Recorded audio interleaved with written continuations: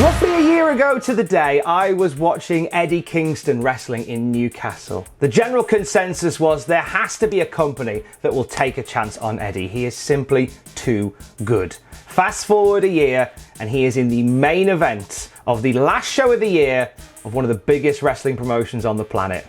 How did that gamble pay off? Let's find out together. This is AEW Full Gear 2020 Graded.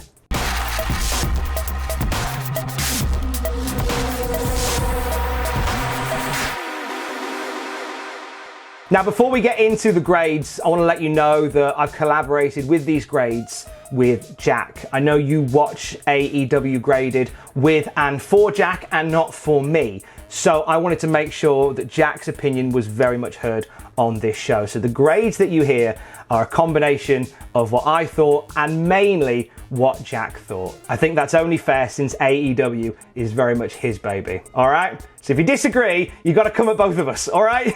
Just the one match on the buy-in. It is for the NWA Women's World Championship. Serena Deeb defending against Allysin Kay. Some great wrestling to start that Deeb overcomes Kay with. Kay gets a slap to the face of Deeb that picks things up. Deeb hits a neckbreaker through the ropes, and Allysin Kay lands a pull-up powerbomb and a spine buster for a near fall. Allysin Kay keeping the pressure on, hits an AK-47, but Serena Deeb rolls out of the ring so she can't make the cover. Kay gets her back in the ring, but Deeb's had enough time to get her wits back together, hits a dragon whip and locks in the Serenity lock for the submission win. After the match, Thunder Rosa makes an appearance. There's been some back and forth online and on Dynamite to kind of give you the hint that this was going to happen. Looks like we're heading towards Deeb and Rosa. No physicalness here, but we'll see you down the road. It's a B+ to get us started. Some great action on the buy-in from these guys. I think that it's an issue that the NWA Women's World Championship, I feel like, has more focus storyline-wise than the AEW Women's World Championship. But we'll talk about that later on. This was a great match to start. The Eliminator final gets us underway on the main show. It's Kenny Omega versus Adam Page. Winner becoming #1 contender for the AEW World Heavyweight title. Don Callis is on hand as well. He's even referenced as the Impact Wrestling EVP.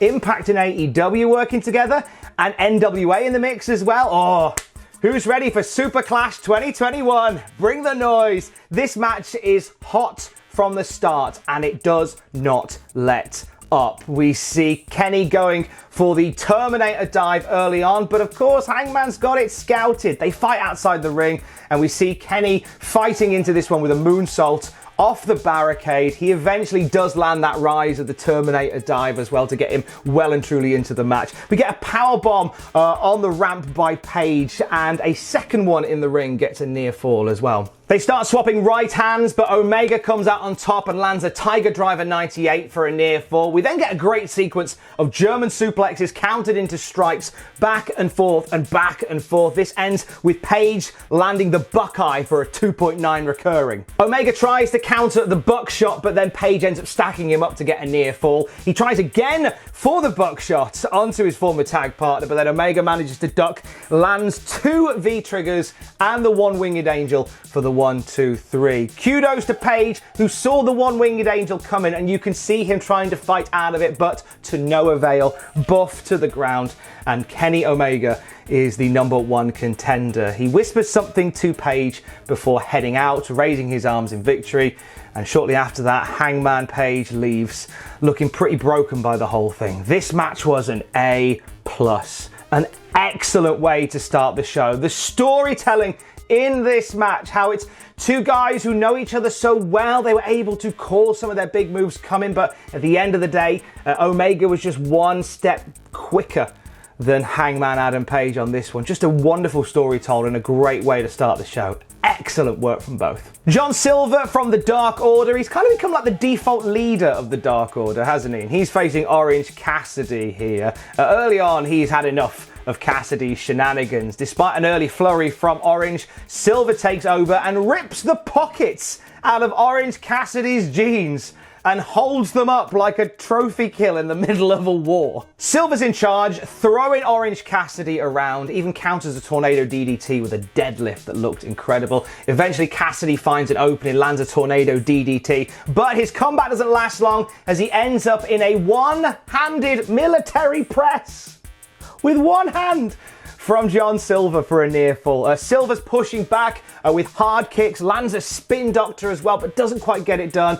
He misses on the big rig, and we end up seeing an orange punch followed by the beach break for the 1, 2, 3. Post-match, best friends come in, everybody hugs. What a time. This is an A for me. Orange Cassidy has been great. We've talked loads about Orange Cassidy and how he has evolved over the past year in AEW. But this was a real coming out party for John Silver, who has been stepping up as part of the Dark Order. But for me, this match put him on the map as a singles wrestler, a guy that is definitely somebody that you could build some singles work around. So great to see John Silver stepping up here. I've got high hopes for Silver. This was great work from both. The TNT Championship is on the line. Cody Rhodes versus Darby Allin. Darby comes out in a custom car, and Cody comes out with his entourage, now announced as Cody Rhodes as well. They've got a really lovely pop. Darby Allin not fazed by all the pomp around Cody and goes into this match starting off quite strong. Cody ends up having to step out of the ring and have a powwow with Arn Anderson, who tells Cody, like, you're the bigger guy in this match. You should be muscling him. So that's what Cody Rhodes does. We see Darby Allin on the receiving end for a lot of this match. Cody Rhodes able to overpower Darby Allin throughout. Cody lands a hammerlock drop over the ropes and onto the ramp, which kind of dials up the heelness for Cody from here. Every time Darby feels like he's getting back into this, Cody's able to shut him down with incredibly strong offense. Some big moves from Darby. Gets some near falls, including a Yoshi Tonic for a close count as well. Cody able to stay on top for most of this. He hits an avalanche crossroads at one point, but it sends Darby so far along the ring that he's able to get under the ropes to break the hold at 2, which Cody is livid about. Even Arn goes round to check what the score is. Darby's getting back into it with a reverse choke, but Cody walks both of them up the ropes and drops him back. Again, Cody now muscling on Darby Allin. Darby keeps climbing back to his feet. Cody keeps slamming him down, just constantly slamming him down. Even hits an avalanche shoulder and arm breaker for a near fall on there as well, just overpowering him. Cody grabs the weightlifting strap. He's going to whip the lad, but ends up getting talked out of it by the referee. But this is the opening that Darby Allin needed. He gets the Last Supper, he gets the coffin drop, he gets a near fall, doesn't quite get it done. Cody goes for the crossroads, but then we see a series of roll-ups back and forth. It suddenly has a situation where Cody rolls up Darby, Darby counters it with a roll-up, Darby sinks it in, and Darby gets the 3. Big pop from the crowd. Darby Allin has just won the TNT Championship. Cody is livid by the looks of things, and what happens is he grabs the belt, they stare down for ages, and then Cody goes down to one knee and hands Darby Allin the belt. Great show of respect there, holds up his arm, and then here comes Taz, who's running down both Darby and Cody, and this is mere distraction as here comes Brian Cage and Ricky Starks, who attack both men. They fight into the crowd, and there we see Ricky Starks and Brian Cage working over Darby Allin. He gets thrown through a set. Cody tries to help, but he gets beaten down, and they look like they're about to break Cody's arm, they break Darby's arm rather, by slamming the car door onto it, on Darby's car door. But Will Hobbs turns up with a steel chair, chases them both away, saving Darby's arm just about. Giving this match an A+. This is a bit of a theme tonight, isn't it? I love the storytelling here. Cody just dialing that heelishness up a touch, just so Darby would become the ultimate underdog, and Cody adapting his style to try and work over Darby in that way was great. This was just a really fun match to watch. Everybody played their part perfectly. And you know what? With Starks and Cage and Taz running interference to spoil the moment, it adds some depth to the TNT division. Since for a while it's kind of been, and it's been great like this, the belt where outsiders can come in and challenge and get some screen time. But now we're building a division. So that's good as well. So excellent work by all involved. Dustin Rhodes and QT Marshall throw out the challenge to the Butcher and the Blade for a bunkhouse match on Dynamite this Wednesday. That's a thing that's going down. I'm glad WWE don't have the rights to bunkhouse match, because I feel like that's something they can have some fun with on Wednesday. And then it's the Women's World Championship match. It's Hikaru Shida defending against Nyla Rose. A match that didn't have any build going into it, really. And even Cody explained like he doesn't want every match to have story going into it. He explained it during the press call. We had Jim Ross sort of retcon some story by saying that Nyla Rose only wants to wrestle if it's for a championship. So I guess that's all right. Nyla Rose, by the way, big Mega Man vibes coming off the gear here. I'm hoping that if she wins tonight, she absorbs Shida's powers before she faces Dr. Wily. That would be a thing. But Shida starts really strong here. This is a really good opening for Shida. But then there's shenanigans around the ring that leads to Vicky Guerrero smacking Shida with the kendo stick to injure the leg of Shida, and then from there Shida's leg is a target. We see Nyla wearing down the leg of Shida on the ring post and some of the supporting posts under the ring as well. Nyla is striking, crushing and biting on the leg of Shida as Vicky Guerrero screams at ringside. Shida gets a little opening when Nyla misses a senton off the top, but gets cut off when she goes for the big running knee. Nyla manages to block that. Powerbomb from Nyla. She would have got a 3 off of that, but she stops the count, props up Shida and hits her with a running knee of her own, but only gets a 1 as Shida has just summoned all this power to boot up the shoulder at 1. Shida pushes back with an avalanche Falcon arrow, and we see finally Shida get the momentum going. She goes for that running knee, but Vicky tries to grab the leg. I think she misses the spot a touch, but they go through it regardless. There's confusion all around the ring as a kendo stick is involved once again, but as Aubrey snatches it away, we see Nyla go to charge into Shida. She charges into Vicky Guerrero instead, and when the match gets back into the ring, it all goes wrong for Nyla Rose from here. We see once again that big Tomashi running knee, but before she can pin, she gives her a couple more of them, 1 to the back of the head, and then another 3 facing forward. Gets on top, 1, 2, 3. Shida decisively puts away Nyla Rose. Post-match, Vicky Guerrero chews out Nyla Rose, slaps her in the face and storms off. Clearly some story to be told there. Giving this one a B, some good storytelling here from these guys once again. The idea that Shida is unstoppable, so they have to do something naughty to bring her down. Kind of feel like the whole idea of the chopping down of the leg is something that a smaller wrestler would do to a larger wrestler rather than the other way around. Be that as it may, I thought they played it very well. But there was a lack of story going into this that I think kind of hurt it somewhat.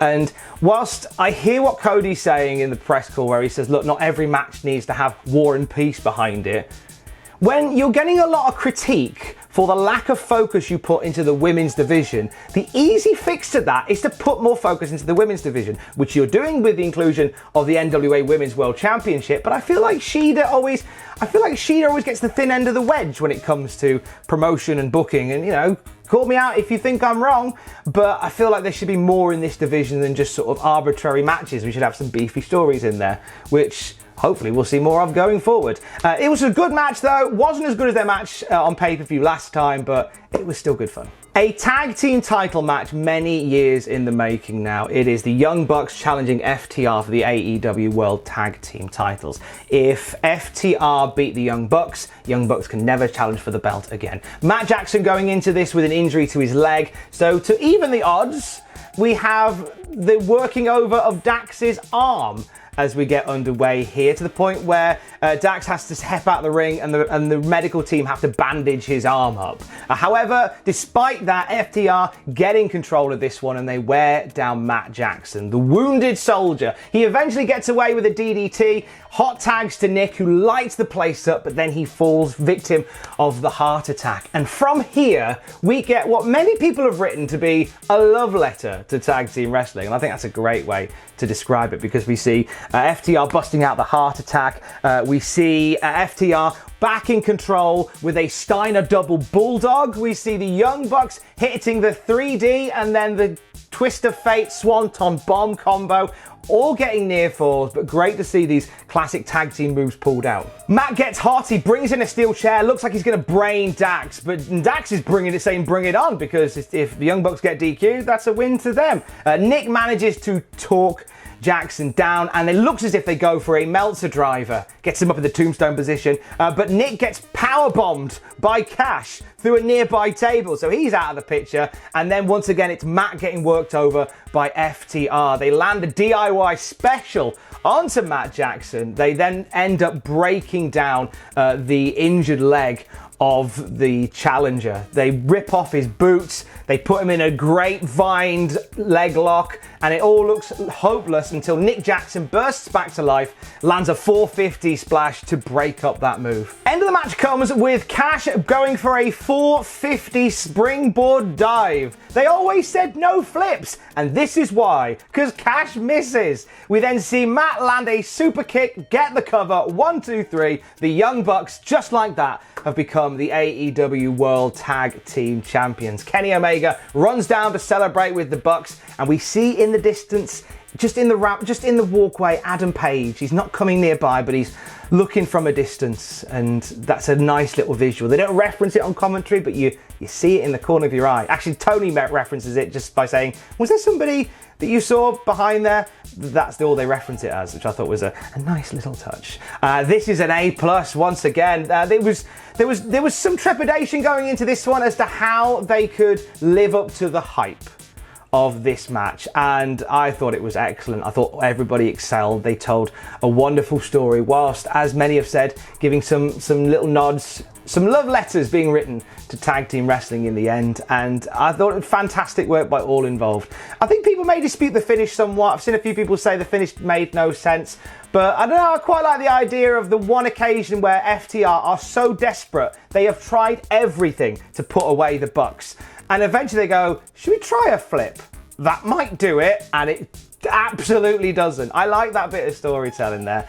Excellent work from everybody involved. So we come to the Elite Deletion. Matt Hardy inviting Sammy Guevara to the Hardy compound for some shenanigans. Matt is on the phone calling for backup as Sammy arrives in a customized golf buggy. A golf buggy that gets flattened by a Matt Hardy monster truck shortly afterwards. However, Sammy was able to jump out of the golf cart to avoid the crush, and he takes over on Matt Hardy with a dustbin. Matt able to use, of course, the Scepter of Omistopheles to take the lead, which is how, I think that's how Nick Bockwinkel won his NWA World Title back in the day. We then see the match go towards a ring that's in the middle of the wooded area of the compound. And just as Hardy puts Guevara through a table, here come Santana and Ortiz to jump him. So the call is made, and here comes backup. It's Private Party who run in and send Santana and Ortiz packing. They give some room for Hardy and Guevara to continue their action. At this point, Hardy and Guevara bust out firework launchers, and they're shooting at each other with fireworks until Sammy loses sight of his, and Matt Hardy chases him with a firework launcher all the way into the woods and near the lake. Guevara falls in the mud. Matt Hardy makes a joke about an old man calling this a mud show. See what you did there. And it looks like Matt's going to finish off Guevara. Then a hooded man appears holding the Hurricane, who, if you remember, was left at the Hardy compound 2 years ago. The hooded man reveals himself to be Gangrel, of course, because it's 2020. Why not Gangrel? Great spot by Gangrel. He says that he trained Hardy, Hurricane, and Guevara, but Guevara's the only one that pays him respect, so he's here to protect Guevara. Private Party come and jump Gangrel. We have a little back and forth between Hurricane and Hardy. And Hardy references that it's sorry it took him so long to come and get him. It's long-term storytelling. So that ties up stuff from Impact Wrestling, which was good fun. This was silliness. So from here, they end up, Sammy Guevara comes back to life, beats up Hurricane, then Gregory Helms, Ace Reporter, turns up Guevara beats him up, and then Hardy and Guevara head back towards the ring. Everybody's fighting in and around the ring, and eventually we get Hardy and Guevara alone again inside the Hardy compound, in that garage where the wrestling ring is. Guevara takes over by choking Matt Hardy with the ropes. He then jumps off the ladder onto a table through the ring for a near fall. Outside the ring goes Guevara. He gets a dive from Hardy that sends him through the table, and he bangs the back of his head. There's a pool of blood on the back of his head, which looked pretty grim, to be honest with you. Matt Hardy then gives him a shot in the face with the chair, finishes him off with a concerto. 1, 2, 3, it's over! And that is the final strike in the Hardy-Guevara feud, it seems. Giving it a B+, some really fun moments in here, like the appearance of Gangrel, the stuff with Hurricane, the referencing of the Impact Wrestling deletions from back in the day, Senior Benjamin at the end, taking Sammy Guevara in a dustbin away. That was a nice little touch at the end as well. Some good silliness around this. As is the case with most cinematic matches, it's the risk they always run. It felt a bit long in the tooth at some point. And also, the big thing for me was, you don't need commentary, because this is shot like a movie. So with the music and the ambience over the top, and then JR and Excalibur kind of calling it as a wrestling match, I think it took away. I would have rather had no commentary for this, because I think that I don't think it enhanced it at all. I think it took away a little bit. I'd have just had that breathe without commentary. But it was good fun. This is a really varied show of styles and samples and stuff, and this was another great way of mixing it up. I was a fan. A stunning promo from Jake Roberts and Lance Archer up next. Lance wants something meaty in AEW, essentially. You can see the work that Jake Roberts has been doing with Lance Archer. They're both so good together. I'm a big fan.